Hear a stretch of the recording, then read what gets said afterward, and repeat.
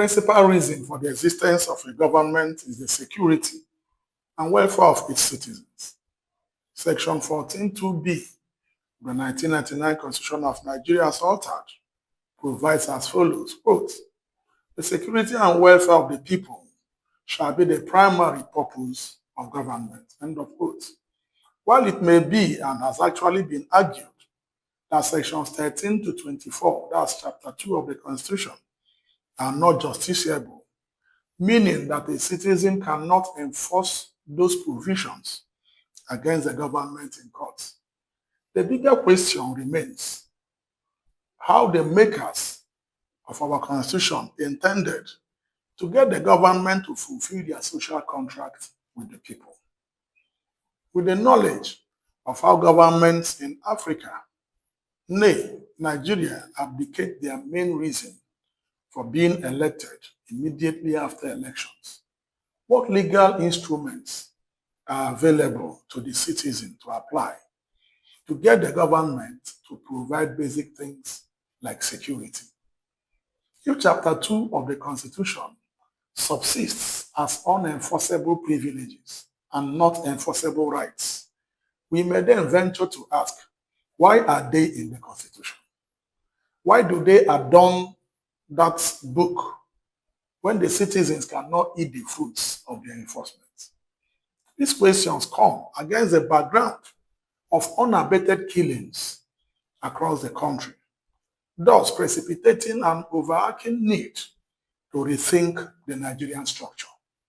This is more so the case when what obtains in other developing countries with lesser resources, but where the citizens enjoy adequate security, is juxtaposed with ours.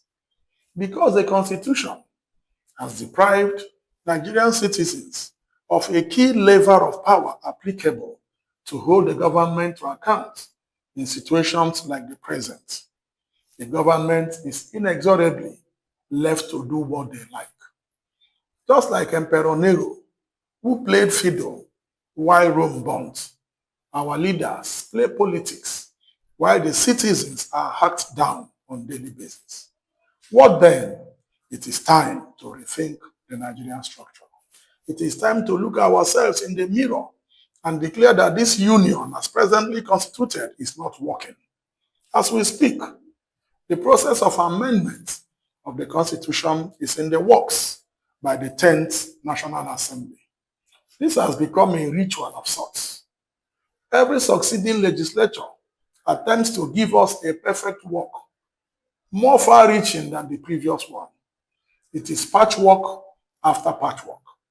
The present assembly is working on the idea to alter the Constitution and provide for state police, which will be controlled by governors.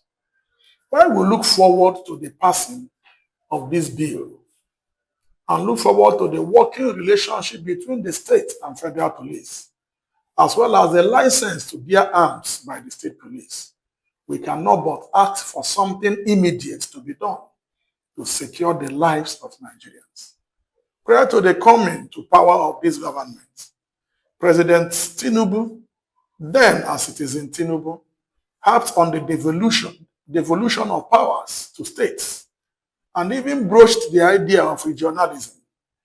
He canvassed fiscal federalism and more derivation with more funding for states. This arrangement has the capacity to affect the security and welfare of the people positively. But alas, today, Citizen Tinubu has become President Tinubu, and those ideas have been thrown overboard. They have been replaced with politics, destructive politics, in which he now bestrides the nation from the north down to the south. The result is that people are being killed, and the law enforcement agencies are watching with hands akimbo. While waiting for Tinubu or waiting for Godot on the return to the idea of regional governments, let the National Assembly, at the least, quickly commence the process of licensing arms for the citizens to use in self-defense. That is the way to go, since the government has abdicated its primary responsibility. if this assembly must salvage anything of their battered image, then they must rise up and intervene to save Nigerians and Nigeria. In conclusion, we announce a vacancy. Men and women who will save Nigerians are wanted, just like Gideon and Deborah. May God help us. Kindly follow us on all our socials at Zarephath page. Like, comment, and share. My name is Ben Abraham, and this is Criminal Justice Focus. Thank you.